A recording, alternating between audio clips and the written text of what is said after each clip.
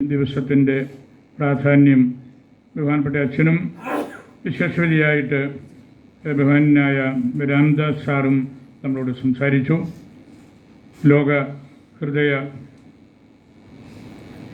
ദിവസത്തിൻ്റെ പ്രത്യേകതകളെക്കുറിച്ചും ഹൃദയത്തെ നമ്മൾ സംരക്ഷിക്കേണ്ടതിൻ്റെ പ്രാധാന്യത്തെക്കുറിച്ചുമൊക്കെയാണല്ലോ അവർ ഇവിടെ നമ്മളോട് സംസാരിച്ചത്. എനിക്ക് 2-3 നിമിഷങ്ങൾ മതി. ഇതുപോലെ ഒരു നല്ല ടീം ഓഫ് ഡോക്ടേഴ്സിനെ കിട്ടാനായിട്ട് ഞങ്ങൾ നിരന്തരമായിട്ട് പ്രാർത്ഥിച്ചുകൊണ്ടാണിരുന്നത്. പ്രാർത്ഥനയുടെ ഫലമായിട്ടാണ് ഞങ്ങൾക്ക് ഈ ടീമിനെ ഇതുപോലെ ഇവിടെ കിട്ടിയത്. ഇവിടെ പുറത്ത് ഈ ഹോസ്പിറ്റലിനെ കുറിച്ച് വർത്തമാനം പറയുന്നവരൊക്കെ സംസാര വിഷയമാക്കുന്നുണ്ട്. ഡോക്ടർ രാംദാസും ഡോക്ടർ രാജി ജോർജും ഡോക്ടർ ജെയിംസും ഡോക്ടർ ബിബിയും ഡോക്ടർ രാജീവും ഡോക്ടർ കൃഷ്ണനും ഡോക്ടർ നിതീഷും. അത് വലിയൊരു ടീമാണ്. ഇങ്ങനെ ഒരു ടീം ഇവിടെ വേണമെന്ന് നമ്മുടെ ബഹുമാനപ്പെട്ട CEO ജസ്റ്റിൻ സാറും MDHനും മറ്റ് അച്ഛന്മാരും മാഡവും ഒക്കെ അനേക തവണ നമ്മളുടെ സമ്മേളനങ്ങളിൽ പറഞ്ഞിട്ടുണ്ട്, സംസാരിച്ചിട്ടുണ്ട്. അവരുടെ ഒരു കഠിനാധ്വാനത്തിൻ്റെ ഫലമാണ്. എനിക്കത് കുറേ ഞാനും ഫോളോ ചെയ്തുകൊണ്ടായിരുന്നേ.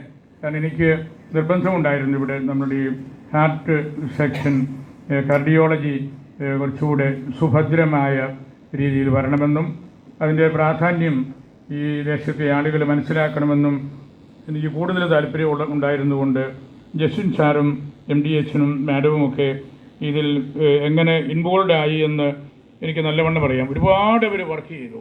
അതിൻ്റെ ഫലമായിട്ടാണ് ഇപ്പോൾ നമുക്ക് ഈ ടീമിനെ ഇവിടെ കിട്ടിയിരിക്കുന്നത്. ഇത് വളരെ പ്രാധാന്യമുള്ള കാര്യമാണ്. ഹാർട്ട് എന്നുള്ള വാക്ക് തന്നെ അതാണല്ലോ. വിദ്യാഭ്യാസത്തെക്കുറിച്ച് പറയുമ്പോൾ നമ്മൾ പറയുന്നതാണല്ലോ, the heart of education is education of heart. അതാണ് വിദ്യാഭ്യാസം കൊടുക്കുക എന്ന് പറയുന്നത് തന്നെ അതാണ്. മെഡിക്കൽ സയൻസിലും നമ്മൾ മെഡിക്കൽ ട്രീറ്റ്മെൻറ്റ് നടത്തുന്നു എന്ന് പറയുമ്പോൾ ഹാർട്ടിനോട് ബന്ധപ്പെട്ട ഹാർട്ടിനാവശ്യമായ കാര്യങ്ങളെ നമ്മൾ എങ്ങനെ കാണുന്നു, എങ്ങനെ അതിനെ വിലയിരുത്തുന്നു എന്നതാണ് പ്രധാനപ്പെട്ട കാര്യമായിട്ടുള്ളത്.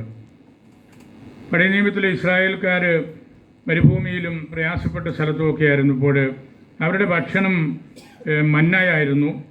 അത് സ്വർഗത്തിൽ നിന്ന് ദൈവം ഇട്ടുകൊടുക്കുന്നതാണ്. പക്ഷേ ഓരോ ദിവസവും അവരത് പോയി പെറുക്കിയെടുക്കണം.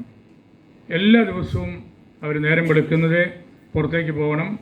അത് ദൈവം പ്രത്യക്ഷപ്പെടുന്ന ഒരു സ്ഥലം ഏകദേശം അവർക്ക് അറിയാം.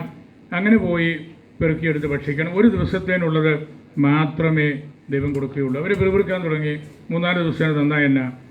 അപ്പോൾ ദൈവം പറഞ്ഞു അത് പോരാ, ഓരോ ദിവസവും നിങ്ങൾ എന്നോട് ബന്ധപ്പെട്ടുകൊണ്ടിരിക്കണം. നിങ്ങളുടെ ഭക്ഷണം എന്നിൽ നിന്നാണെന്ന് നിങ്ങൾ തിരിച്ചറിയണം. ഓരോ ദിവസവും നിങ്ങൾ എന്നോട് ബന്ധപ്പെട്ടുകൊണ്ടിരിക്കണം. ഹൃദയപൂർവ്വം ബന്ധപ്പെടണം. ഹൃദയം കൊണ്ട് നിങ്ങൾ ആരാധന നടത്തണം. അതാണ് ആ പാരമ്പര്യത്തിൽ കിടക്കുന്നൊരു സത്യം. അതുപോലെ തന്നെ ഈ മന്ന പ്രായമുള്ള ഒരാളാണ് കഴിക്കുന്നെങ്കിൽ നമ്മുടെ നാട്ടിൽ പറഞ്ഞാൽ കപ്പ തിന്നുന്ന പോലെ ഇരിക്കും. ഒരു ചെറുപ്പക്കാരനാണെങ്കിൽ ഇഡ്ഡലിയോ ദോശയോ തിന്നുന്ന പോലെ ഇരിക്കും. ഒരു കൊച്ചു കുഞ്ഞാണെങ്കിൽ മിഠായി കഴിക്കുന്ന പോലെ ഇരിക്കും. തീരെ കുഞ്ഞാണെങ്കിൽ പാല് കുടിക്കുന്ന പോലെ ഇരിക്കും. ഓരോ വ്യക്തിയുടെയും പ്രായമനുസരിച്ചുള്ള ടേസ്റ്റാണ് ഈ മന്നായ്ക്ക് കിട്ടിക്കൊണ്ടിരുന്നത്. അതൊരു വലിയൊരു ലെഗസിയാണ്, ഒരു ട്രഡീഷനാണ്.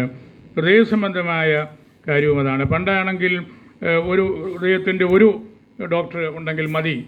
ഇപ്പോൾ അതല്ല. കൊച്ചുകുട്ടികളുടെ ഹൃദയം, യൂത്തിൻ്റെ, ഇവിടെ സാർ പറഞ്ഞല്ലോ, പ്രായമായവരുടെ, ഇങ്ങനെയുള്ള ആളുകളുടെ പ്രായമനുസരിച്ചും അവരുടെ ടേസ്റ്റ് അനുസരിച്ചുമെല്ലാം ഈ ചികിത്സയിൽ റാഡിക്കലായിട്ടുള്ള വ്യത്യാസം വന്നുകൊണ്ടാണിരിക്കുന്നത്. ഹൃദയം ഭക്ഷണത്തിൻ്റെയും ചികിത്സയുടെയും ആരാധനക്രമത്തിൻ്റെയും ഭാഗം അതാണല്ലോ. ഞാനൊരിക്കൽ നിങ്ങളോട് പറഞ്ഞതാണ് ക്രേദോ.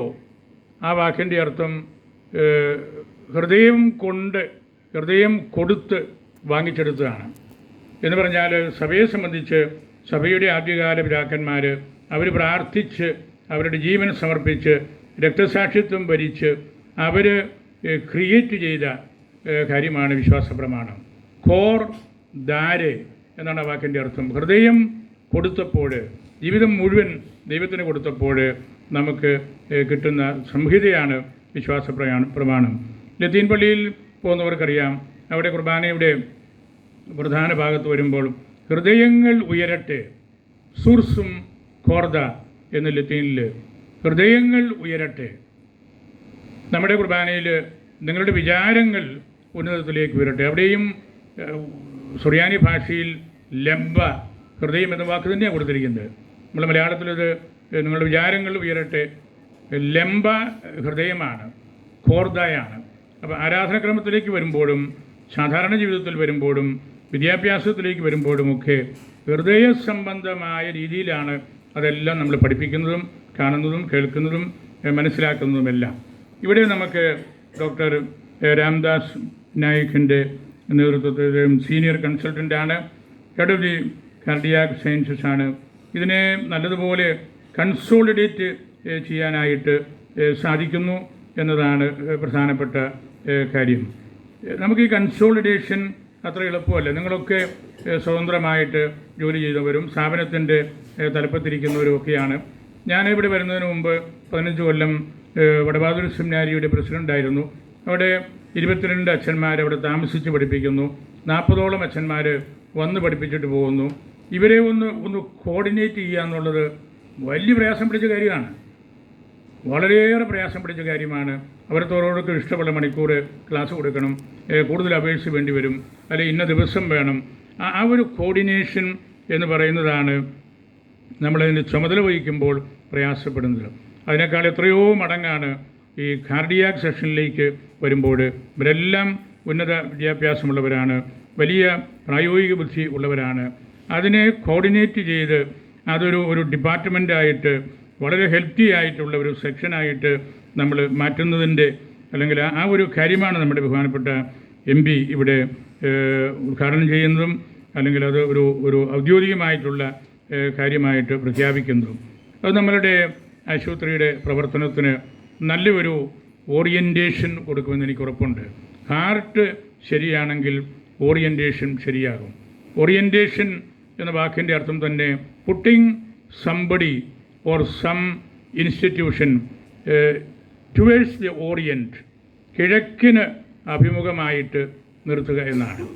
ജെറൂസലത്തെ നോക്കി, സ്വർഗത്തെ നോക്കി നിർത്തുക. അപ്പോൾ ഒരു ക്ലാസ് വരുമ്പം, സെമിനാർ വരുമ്പം ഓറിയൻറ്റേഷൻ ടോക്ക് കൊടുക്കുക എന്ന് പറഞ്ഞാൽ ആ ഹോൾ അസംബ്ലിയെ പ്രോപ്പറായിട്ട് സെറ്റ് ചെയ്യുക എന്നുള്ളതാണ്. അതാണ് ഈ കാർഡിയാക് സെക്ഷൻ അല്ലെങ്കിൽ ഡിപ്പാർട്ട്മെൻറ്റ് ഓഫ് കാർഡിയാക് സയൻസസ് ഈ രീതിയിൽ അതിൻ്റെ കൊളേജിയൽ ആസ്പെക്റ്റിൽ നല്ലപോലെ വരുമ്പോൾ ഈ ആശുപത്രിയുടെ ഏറ്റവും വലിയ ഓറിയൻറ്റേഷൻ അതാണ്. ആളുകൾ ആദ്യം മുതൽ ആഗ്രഹിച്ചിരുന്നതും ഇവിടെ നല്ല ഹാർട്ട് സ്പെഷ്യലിസ്റ്റ് വേണമെന്നായിരുന്നു.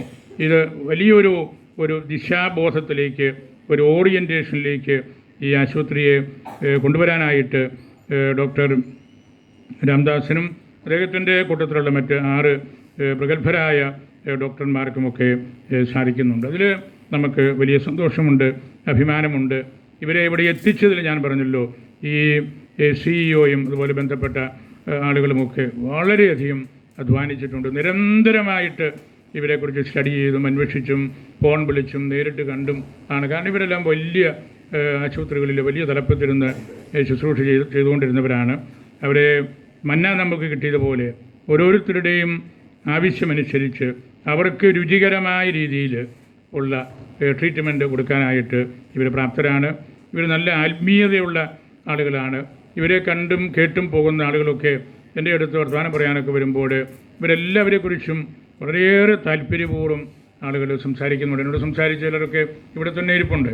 അപ്പോൾ അതാണ് ഇതിൻ്റെ ഏറ്റവും പ്രധാനപ്പെട്ട ഒരു കാര്യം. ഹൃദയപൂർവ്വം സമീപിക്കാനായിട്ട് ഹൃദയ സ്പെഷ്യലിസ്റ്റായിട്ടുള്ള നിങ്ങൾക്ക് സാധിക്കുന്നതിൽ മെഡിസിറ്റിക്ക് അഭിമാനമുണ്ട്. ഇന്ന് നമ്മളോട് സംസാരിക്കാനായിട്ട് നമ്മുടെ പ്രിയപ്പെട്ട എവർക്കും സ്വീകാര്യനായ വ്യക്തിയാണ് നമ്മളുടെ MP ബഹുമാനപ്പെട്ട ഫ്രാൻസിസ് ജോർജ് സാറ്. അദ്ദേഹം കേരളം മുഴുവൻ അറിയപ്പെട്ടിരുന്ന KM ജോർജ് സാറിൻ്റെ മകനാണ്. ഞാൻ ഇടമുറിയിൽ സ്കൂളിൽ 72 പഠിക്കുമ്പോൾ കുഞ്ഞാർ MLA ആയിട്ട് മത്സരിച്ച ആളാണ് ഫ്രാൻസിസ് സാറിൻ്റെ പിതാവ് ജോർജ് സാറ്. അന്നത്തെ ഒരു ഇലക്ഷനിൽ അദ്ദേഹം തോറ്റുപോയി. അതിനുശേഷം സ്കൂളിൽ ഇടമുറികളൊരു ഫംഗ്ഷൻ വന്നപ്പോൾ അദ്ദേഹം പറഞ്ഞൊരു വാക്യം ഞാൻ ഓർക്കുന്നുണ്ട്: ഞാൻ തോറ്റവനായിട്ടാണ് വന്നിരിക്കുന്നത്, പക്ഷേ അതെൻ്റെ വിജയത്തിൻ്റെ അടിത്തറയായിട്ട് ഞാൻ കാണുന്നുവെന്ന്. അതാണൊരു മോറൽ പൊളിറ്റീഷ്യൻ്റെ, അല്ലെങ്കിൽ പൊളിറ്റിക്സിൽ ഒരു ആത്മീയത കൊണ്ടു നടക്കാൻ സാധിക്കുന്ന ആളിൻ്റെ ഒരു കാഴ്ചപ്പാട്. അങ്ങനെ വലിയൊരു മോറലിസ്റ്റായിട്ടും സ്പിരിച്വൽ ഫാദറിനെ പോലെയും നിന്ന കെ എം ജോർജ് സാറിൻ്റെ മകനാണ് ഫ്രാൻസിസ് ജോർജ് സാറ്. അദ്ദേഹം ഇലക്ഷനൊക്കെ നിൽക്കുമ്പോൾ നമുക്കറിയാം, ആരും അദ്ദേഹത്തെക്കുറിച്ച് മോശമായിട്ടുള്ള ഒരു കാര്യവും പറഞ്ഞതായിട്ട് എൻ്റെ ശ്രദ്ധയിൽപ്പെട്ടിട്ടില്ല.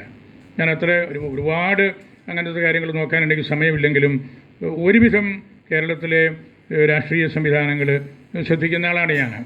എനിക്ക് ഇവരൊക്കെ ആയിട്ട് സമാനം നല്ല പരിചയമുണ്ട്. ആരും വ്യക്തിപരമായിട്ടുള്ള മോശമായിട്ടുള്ള ഒരു കാര്യം പറഞ്ഞിട്ടില്ല ഫ്രാൻസിസ് സാറിനെ കുറിച്ചെന്നുള്ളത് വലിയൊരു മോറൽ പവറാണ്. പൊളിറ്റിക്സ് അതൊരു ലെഗസി നമുക്ക് നൽകുന്നത് ആ തരത്തിലാണ്. പൊളിറ്റിക്സിന് മൊറാലിറ്റി ഉണ്ട്, പൊളിറ്റിക്സിന് സ്പിരിച്വാലിറ്റി ഉണ്ട്. ആ കാര്യങ്ങൾ കൂടി കൂട്ടിച്ചേർത്ത് ഈ വലിയ ജനതയെ, പ്രത്യേകിച്ച് കോട്ടയത്തിന് വലിയ പ്രാധാന്യമുണ്ട് എന്ന് നമുക്കറിയാം. ആ തരത്തിലെല്ലാം മുമ്പോട്ട് നയിക്കാനായിട്ട് ഏറ്റവും പറ്റിയ ആളാണ് അദ്ദേഹം. അദ്ദേഹത്തെ ഈ അടുത്ത ദിവസം ശാസ്ത്ര, സാങ്കേതിക, പരിസ്ഥിതി, വനം, കാലാവസ്ഥാ വ്യതിയാനം എന്നീ പാർലമെൻ്ററി കാര്യാലയ സമിതികളുടെ സ്ഥിരം മെമ്പറായിട്ട് അദ്ദേഹത്തെ ഗവൺമെൻറ് തിരഞ്ഞെടുത്തിരിക്കുകയാണ്. വലിയൊരു കാര്യമാണ്. ഇതെല്ലാം നമ്മളുമായിട്ട്, കേരളവുമായിട്ട്, പ്രത്യേകിച്ച് ഈ പരിസ്ഥിതി, വനം, കാലാവസ്ഥയൊക്കെ നമുക്ക് വളരെയേറെ പ്രാധാന്യം ഉള്ളതാണ്. നമ്മുടെ മലനാടും ഇടനാടും സമുദ്രതീര പ്രദേശങ്ങളും ഇത് മൂന്നും കൂടെ ചേർന്ന കേരളത്തെ ബാധിക്കുന്ന ആ സവിശേഷ കാര്യങ്ങളാണ് അതിൻ്റെ സ്ഥിരം സമിതിയിലേക്ക് ബഹുമാനപ്പെട്ട ഫ്രാൻസിസ് സാറിനെ തിരഞ്ഞെടുത്തിരിക്കുന്നത്. അത് നമുക്ക് അഭിമാനമാണ്. അദ്ദേഹത്തിൻ്റെ കൂടുതലായിട്ടുള്ള സഹകരണവും ഇടപെടലുകളും നമ്മുടെ മെഡിസിറ്റിക്ക് ഉണ്ടാകുമെന്ന് എനിക്ക് ഉറപ്പുണ്ട്. ഞാൻ എൻ്റെ വാക്കുകൾ ഉപസംഹരിക്കുന്നു. ഈ ദിവസം ഇതുപോലെ ഇതൊന്ന് ഈ സെക്ഷൻ ഒന്ന് പുനരുദ്ധരിച്ച് അതിൻ്റെ ഒരു ഔദ്യോഗികമായിട്ടുള്ള കോഓർഡിനേഷനിലേക്ക് വരുന്നു എന്ന് കാണുന്നതിലുള്ള അതിയായ സന്തോഷം ഒരിക്കൽ കൂടെ എല്ലാവരെയും അറിയിച്ചുകൊണ്ട് എൻ്റെ വാക്കുകൾ ഞാൻ ഉപസംഹരിക്കുന്നു.